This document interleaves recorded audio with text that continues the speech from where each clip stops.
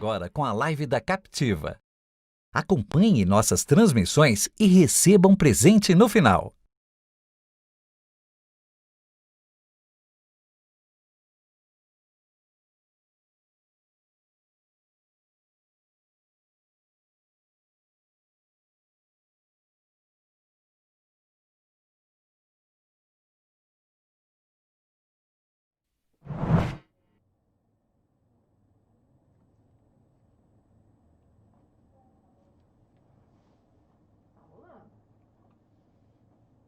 Olá pessoal, tudo bem?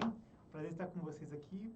Bom, a ideia é bater um papo sobre essa coisa do que são as competências brasileiras, o que o Brasil tem para oferecer para o mundo, que momento que a gente está vivendo, né? Toda vez que eu penso em futuro, eu fico muito... A gente está num momento de pensar muito em futuro, né? Essa coisa da pandemia, do impacto que isso traz para a gente.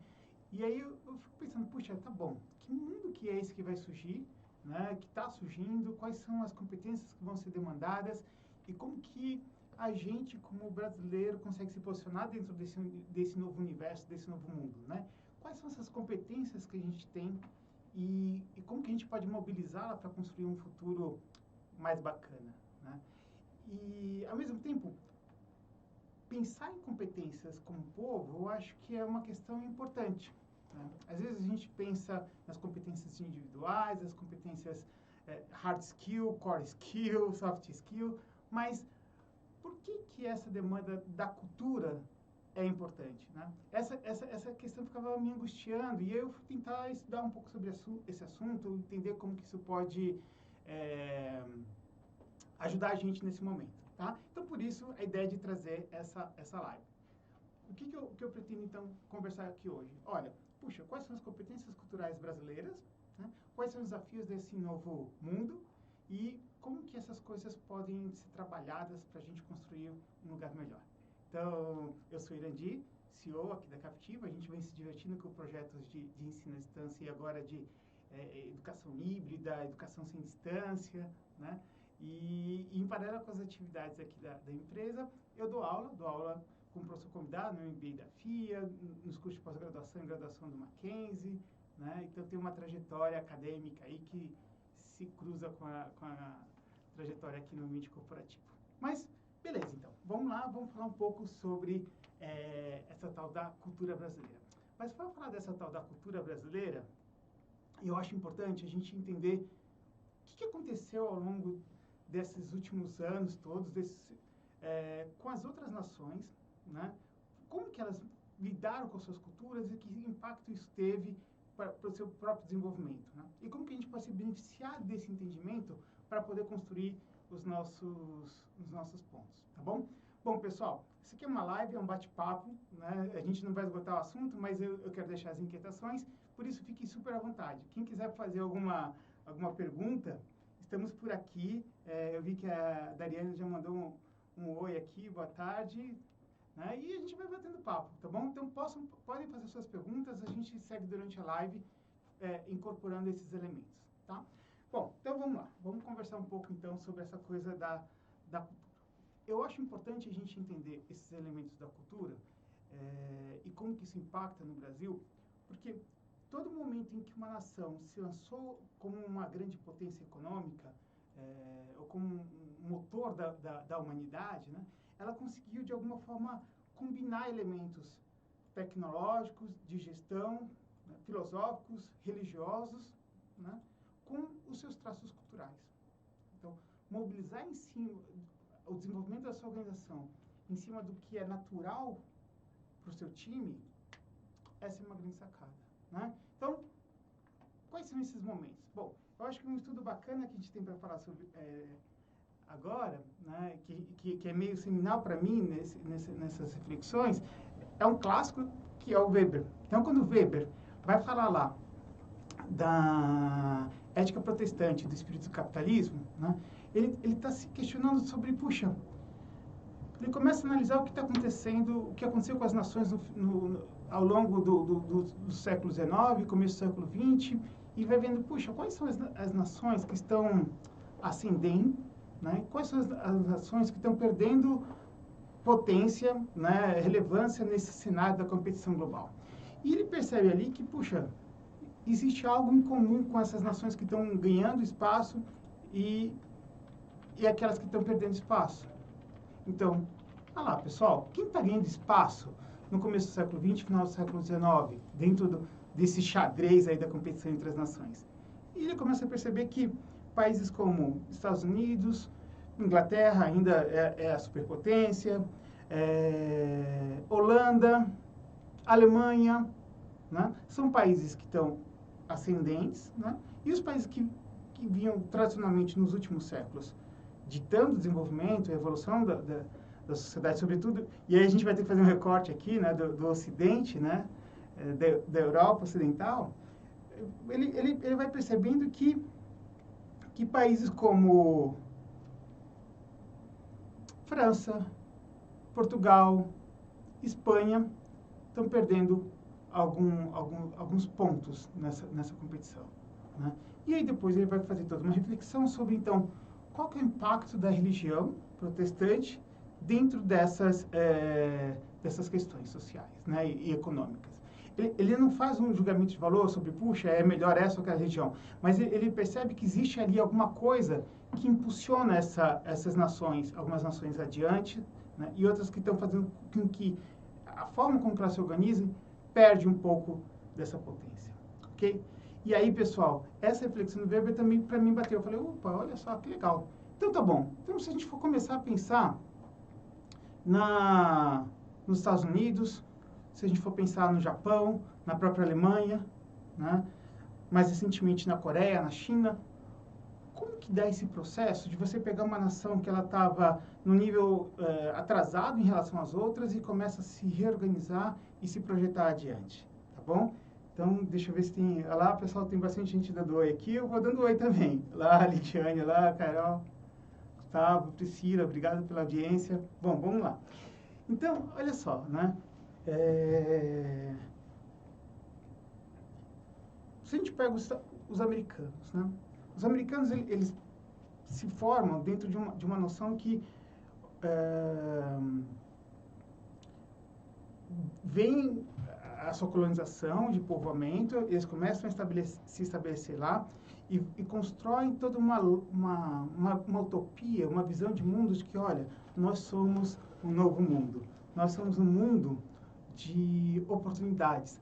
Aqui é a terra do bravo e do justo, e onde a justiça se estabelece, onde o seu trabalho, você é bem visto pelo fruto do seu trabalho, e a sua propriedade é respeitada pelo que você é, né?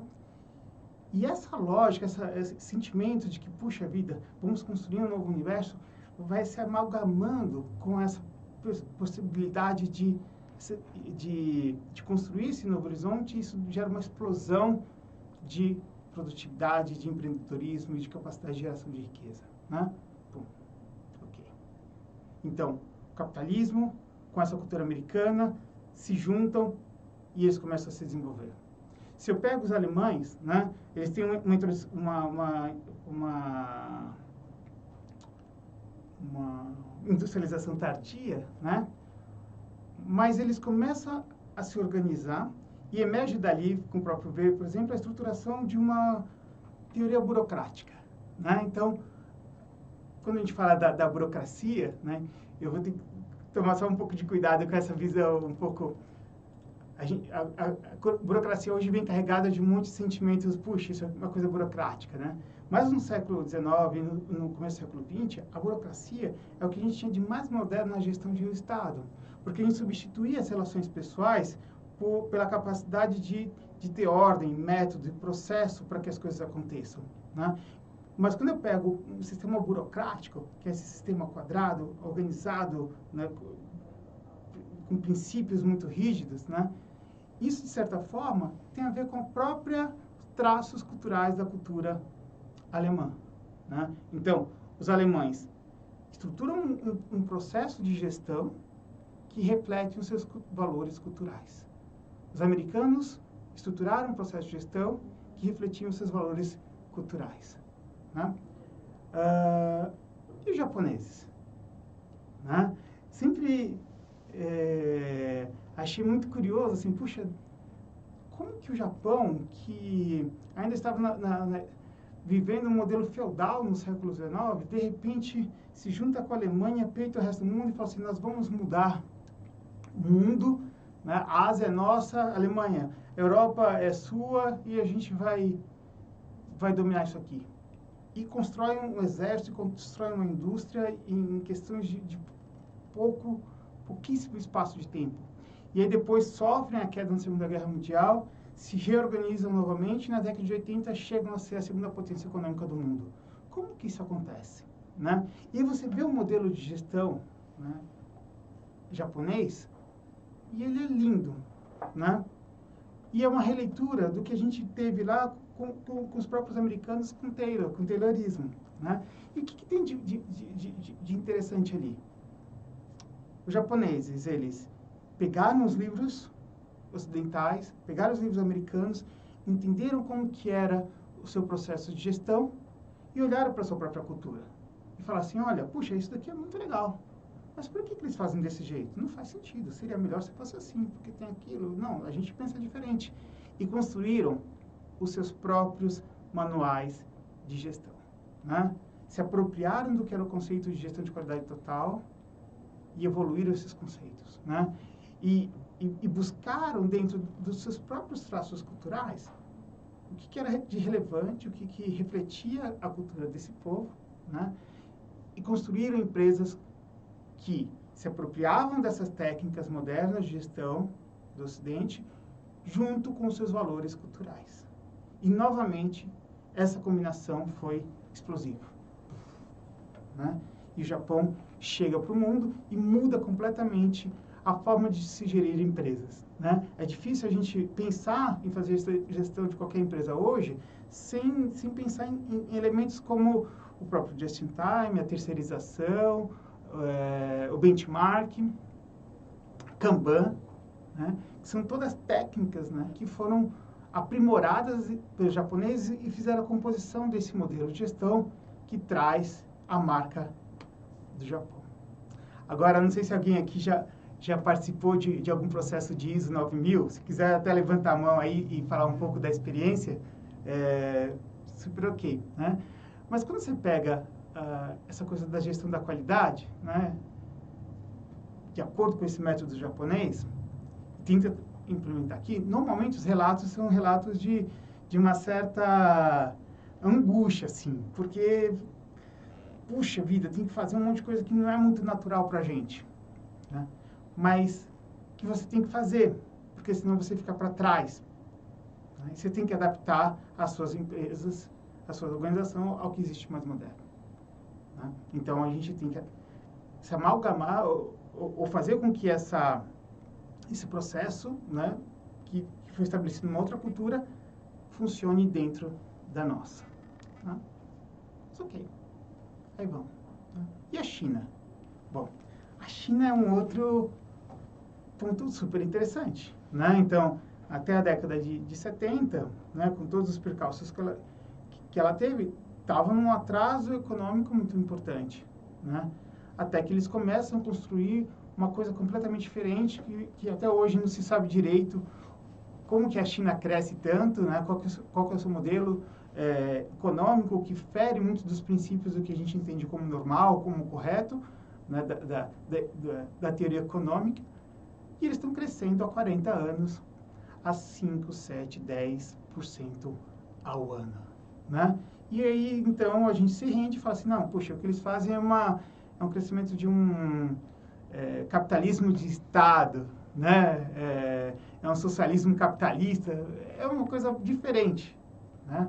Mas que passa por também se apropriar dessas tecnologias ocidentais e darem um novo significado dentro da sua própria estrutura. Né?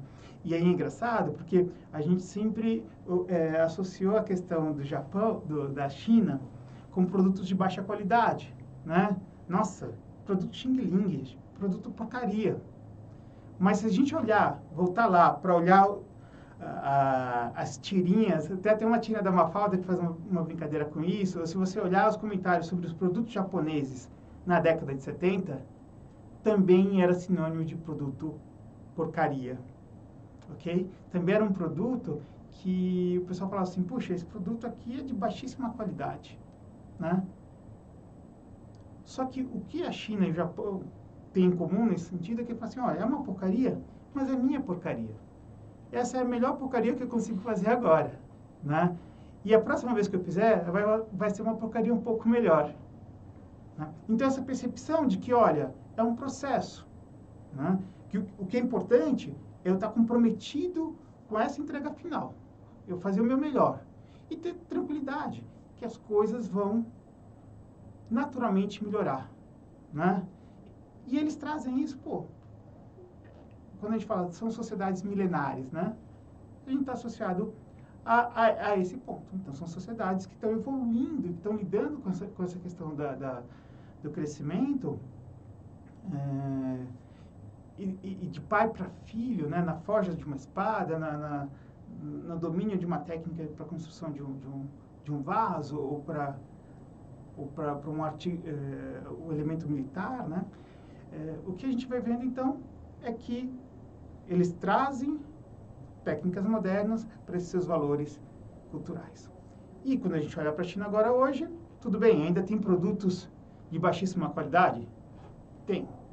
Mas você começa a despontar em uma porção de áreas do conhecimento a China como protagonista do que é inovação.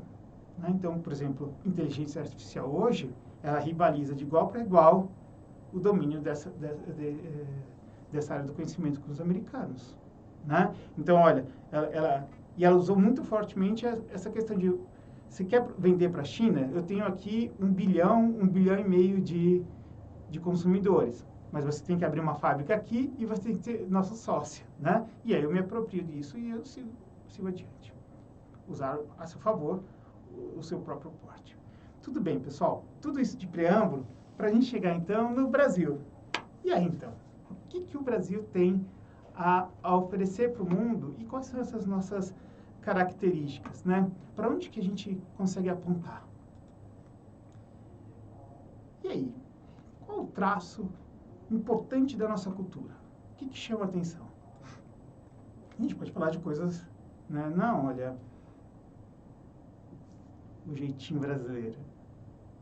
O jeitinho brasileiro. O jeitinho brasileiro é uma marca registrada, uma expressão da nossa cultura, né? Que a gente projeta no nosso trabalho, que a gente projeta no mundo. E qual o significado do jeitinho brasileiro? Né? E aí? É bom ou é ruim? Né? O que vocês acham? Se alguém quiser fazer algum comentário aqui, de novo, fica a abertura. O que vocês acham do tal do jeitinho brasileiro? Né? E aí, pessoal, a minha tese é, a gente precisa abraçar o jeitinho brasileiro. A gente precisa entender que, antes de ser uma coisa má ou uma coisa boa, é um traço da nossa personalidade. É algo que nos define, que nos posiciona diante do mundo. Né? E esse traço, né, ele vai gerar coisas boas ou ruins, dependendo da forma como que a gente mobilizar. Então, sim, o jeitinho brasileiro, ele pode ser visto como tirar vantagem, né, fazer gambiarra, tentar deixar as coisas tudo muito para a última hora, não levar as coisas muito a sério. Mas esse traço, ele pode ser uma outra coisa. Ele pode ser essa nossa capacidade de adaptação, essa nossa flexibilidade, essa nossa ginga, essa manibolência, essa criatividade, essa festividade, né? Que também são traços extremamente poderosos. Então, como que a gente mobiliza isso? Como que a gente pega esse traço e, ao invés da gente ficar brigando com eles o tempo todo, a gente constrói uma cultura de gestão, constrói uma cultura organizacional, constrói organizações que tiram o melhor do que a gente é. Eu costumo brincar, né, falando do japonês, puxa, então nós como japoneses somos maravilhosos, ok, né? Mas aquela coisa do japonês de falar, sim senhor, sim senhor, você fez isso aqui errado, ele, sim senhor, sim senhor. Não gera uma certa angústia para a gente que é ocidental?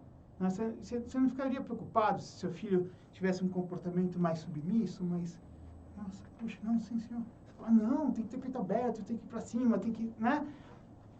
Ok, Eles não ficaram brigando com isso.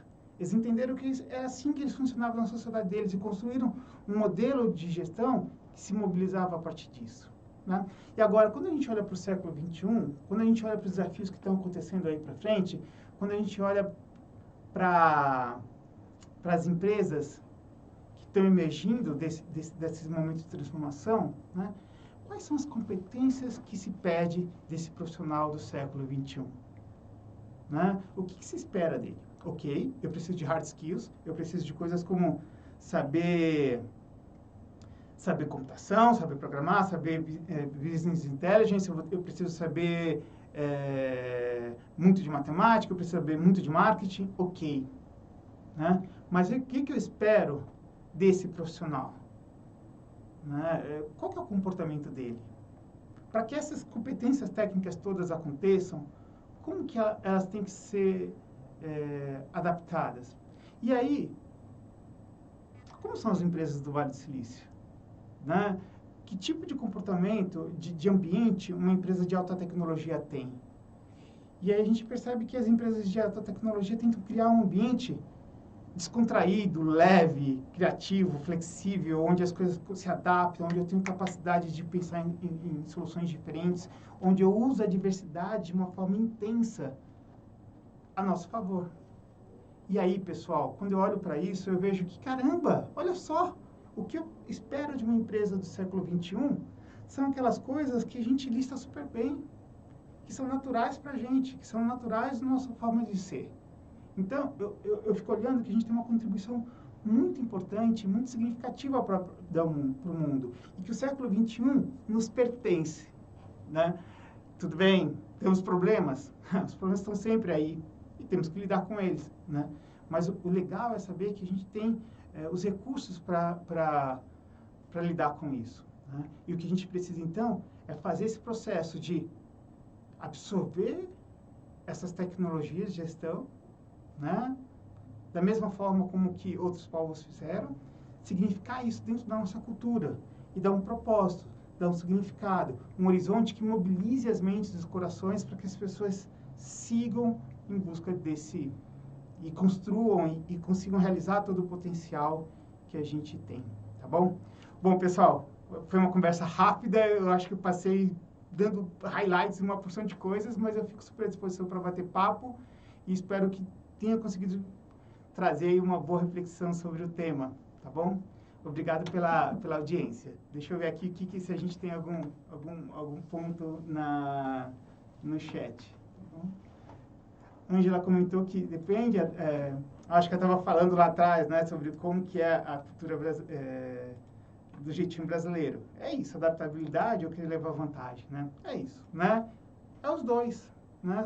São os dois pontos que estão presentes nesse mesmo traço. Eu acho que a gente pode pensar naquele rapaz que é firme, que tem uma posição firme, decidida, né? E que aí aquela menina doce se apaixona por ele e fala assim, não, mas... Aí você fala, nossa, mas ele é muito bronco, né? Ele é muito rústico, é muito agressivo. Imagina, professor, isso é tudo por fora, por dentro ele é doce. Ou então, não, eu gosto dele porque ele tem uma pegada, né? Porque ele tem atitude, porque ele sabe o que quer. Então, a mesma característica dele ser grosseiro pode ser traduzida como sendo alguém decidido. E ele se mobiliza em cima dessas questões e vai para frente. Então, a mensagem nesse sentido seria, olha, vamos parar de ficar brigando com o que a gente é. Aceita, né? Sai do armário, né? Como nação. E aí a gente avança com esses pontos, tá bom? Estou falando, é difícil ter esse jeitinho brasileiro dentro de uma empresa em que há diversas culturas através dos colaboradores. Boa.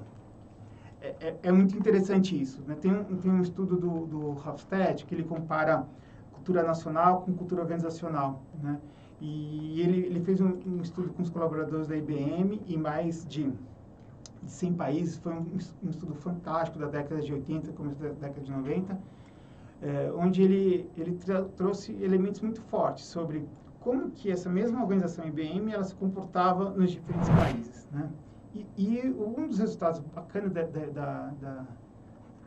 estudo dele foi o seguinte: a cultura nacional, ela é soberana, ela se estabelece, né? Então, é claro que quando a IBM vai vir contratar aqui no Brasil, ou no México, ou na China, ou na África do Sul, ela vai buscar dentro dessa cultura local aquelas pessoas que têm mais a ver com a cultura dela. Mas mesmo assim, essas pessoas que vêm, elas vivem dentro de um contexto, né? Então, sim, é difícil conciliar, né? Mas essa cultura, quando eu obrigo as pessoas a terem que se comportar de uma forma diferente do que seria natural para elas, você está jogando uma boa parte do que ela é fora, né? E, ao mesmo tempo, ela gasta mais energia tentando se adequar do que produzindo. Então, abraçar a diversidade é fundamental, né? Porque eu deixo de gastar tempo tendo que me policiar, não poder falar as coisas que eu penso, não agir desse ou daquele jeito, me comportar assim assado. Eu me solto, eu me sinto em casa, né? Então, aquela coisa que você, puxa, assim, aqui eu me sinto em casa. O que significa isso? Eu me sinto em casa, né? Fico à vontade, consigo ser quem eu sou, né? Eu não preciso construir tantos muros, vai ficar atento a tantas coisas. E com isso eu posso canalizar minha energia na minha ação produtiva. Tá bom? Espero que tenha ajudado aí falando nessa questão. O André perguntou como fazer para conseguir usar o jeitinho dentro da previsibilidade dos sistemas de qualidade. Ok. Pois é. Essa é uma questão importante, hein? Provocou. Eu acho que esse é um ponto, assim, né? Tipo, essa negociação entre previsibilidade e adaptabilidade, ela tem sido uma tônica da evolução da metodologia de gestão. Então, se eu pego lá no começo, o primeiro grande teórico da administração, ele fala do Taylor, ele vai falar o seguinte, olha, tudo tem que ser absolutamente racional e previsível. Eu tenho que colocar para fora tudo que é essa coisa do humano, né, do comportamento informal, porque isso atrapalha a minha produtividade, né? E o que o Taylor fez, quando ele colocou a teoria dele, foi maravilhoso. Um salto de produtividade, assim, que só se compara o que a gente tem com o Google e Facebook hoje em dia mesmo. Foi incrível o modelo taylorista, né? Por outro lado, esse modelo se esgotou. Logo na década de 20 para 30, o crash da Bolsa de Nova York é um exemplo do limite desse modelo taylorista, onde você produzia sem olhar o mercado, por exemplo, né? Você se apaixonava pela técnica e não olhava os stakeholders. E você vai tendo uma porção de teorias que foram se sucedendo, né? Então, puxa, acendeu os neoclássicos, acendeu a teoria das relações humanas, acendeu a teoria de sistemas, contingencial, administração virtual, e todas elas tentavam trazer justamente essa flexibilização desse modelo e trazendo mais capacidade de mudança, né? E hoje a gente está, por exemplo, lidando com os métodos ágeis, né, e com as famosas sprints e com as histórias, que vai falar o seguinte, olha, puxa, eu não posso projetar uma coisa de tão longo prazo, né? Eu tenho que fazer e errar rápido e ter essa capacidade de produzir um pouco, testo, ver se está funcionando, vou para a próxima. Então, eu acho que é nesse sentido que os sistemas de gestão eles estão sendo revistos também, né? Porque eu preciso de mais agilidade, tá bom? Espero que tenha ajudado. O Arthur trouxe também, seria necessário delimitar o que é esse jeitinho para que possamos usá-lo como estratégia, para não criar uma área abrangente demais? Sensacional, Arthur. Eu acho que esse é um ponto importante. Toda vez que a gente vai falar de compliance, de ética, né, um dos pontos de partida fundamentais é deixar as coisas muito claras sobre como que as coisas funcionam dentro da nossa organização, do que a gente entende que é o certo e do que é o errado. Porque quando eu deixo, isso é uma questão de bom senso, né? Puxa, pessoal, isso é uma questão de bom senso, né? Eu vou receber esse presente desse fornecedor ou não? Qual que é o valor? Não, mas tudo bem, puxa, só um par de ingressos. Mas esse par de ingressos custa R$ 1.500. Veja bem. Então, tem aí toda uma discussão sobre o que é o tal do bom senso. E aí, como você resolve isso? Você deixa ele explícito, né? Você escreve, você faz com que ele seja pactuado por todo mundo. Então, eu acho que é nesse sentido que a gente poderia trabalhar o jeitinho brasileiro também, assim. Então, abraçar o erro, por exemplo. Então, a gente encontra muitas empresas que elas têm um clima que ele não é saudável para experimentação, né? Porque o peso de você errar, ele é tão gigante que ele tira essa capacidade das pessoas tentarem ousar ou fazer alguma coisa diferente, né? E aí, isso engessa a própria empresa e mata esse futuro, principalmente um futuro que não está tão delineado. Então, imagina que você tem uma organização que vivia próspera e com dividendos e com projeção de crescimento, e de repente desaba uma pandemia como essa e elimina esse mercado onde você estava atuando. E aí, né? Como que eu lido com isso? Tem que mudar, tem que me adaptar, tem que rever. Né? E se eu tenho a rigidez, isso fica muito difícil de a gente lidar. Né? Eu acho que, trazendo um pouco dos japoneses, eles partem do princípio que o colaborador quer acertar. Né? E que se houve o erro não foi proposital. Por que o colaborador faria alguma coisa errada? Não faz sentido. Então, qual foi o erro, qual foi o problema no processo que levou àquele erro? Né? É uma lógica diferente da nossa, né? E que, de fato, é difícil da gente até pensar. Mas a partir do pressuposto que as pessoas têm discernimento e que elas são mobilizadas, têm um fit cultural e estão mobilizadas pelo mesmo interesse. Tá? A Thaís, podemos transformar nosso jeitinho brasileiro em nossa maior qualidade? Cara, Thaís, é isso que eu mais espero, sabia? Que a gente consiga fazer isso. Que a gente crie organizações que transpirem essa leveza, né? E porque isso é o que é de top dentro das organizações, né? Basta ver quantas organizações tradicionais fizeram mudanças importantíssimas na sua estrutura organizacional, no seu layout. A gente vai... Essa posição da gente fazer projetos de learning é bacana, porque a gente vai visitando muitas empresas dos mais diferentes requisitos. E é muito legal, e a gente às vezes leva a choque, assim, vai no cliente, depois volta depois de 5, 6 anos, e ele estava completamente diferente, assim, né? Aqueles tons madeiras das divisórias e salas, de repente você entra lá e vê aquele monte de espaço aberto, coisas coloridas, né? E aí você vai falar, puxa, mas o que aconteceu aqui? Olha, não, a gente entendeu. Ou a gente fazia isso, né? Ou a gente dava esse salto no futuro, e esses marcos de puffs, de coisas coloridas, de cadeiras, são importantes para sinalizar para todo mundo que a gente está dando esse salto. Ou a gente fazia isso, ou a gente deixaria de existir, né? E eu vi isso em mais de uma organização, tá? Então, eu acho que abraçar o que a gente está em linha com os desafios que o mundo está passando. Bom, pessoal, queria agradecer a participação de todos. Espero que tenha gerado as inquietações importantes aí e fico super à disposição para a gente poder conversar. Eu acho que o pessoal preparou algumas surpresas aí, de um presentinho daqui para frente, né?